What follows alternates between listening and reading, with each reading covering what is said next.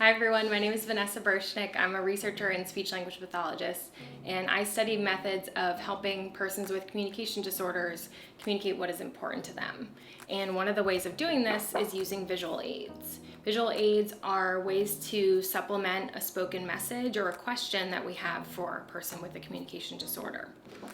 And so the purpose of today's video is to explain how to use these to gather patient preferences when it comes to research and other important aspects of treatment. The first step is going to be figuring out the kinds of questions you want to ask the person and also how to represent that in a visual manner. I selected questions from the Preferences for Everyday Living inventory, which has questions about leisure preferences, social preferences, and care preferences. Two of those being things like reading materials and having contact with your friends. So the patients were asked to state the importance level of these preferences by putting it into one of three categories. And what's important to know about the visual aid is that it has to be a clear picture, and it also has to be text that's very easily visible. It's in large standard font, so not cursive, and has a lot of white space around it. And this helps us get the message across in a clear way.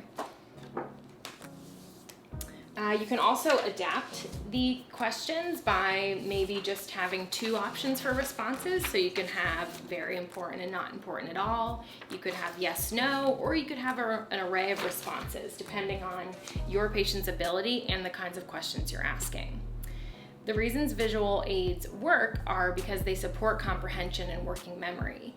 So they allow the person to see and absorb the message that we're trying to convey after the auditory information is gone. So after I ask the message, they can look at this, think about it, and formulate a response. In addition, if a person is unable to speak verbally, they can communicate their answer by just putting it in the appropriate category. So this is another way that visual aids can be really helpful in understanding a person's preferences. Thank you so much for your time. I hope you found these suggestions helpful and find ways to incorporate it into your practice.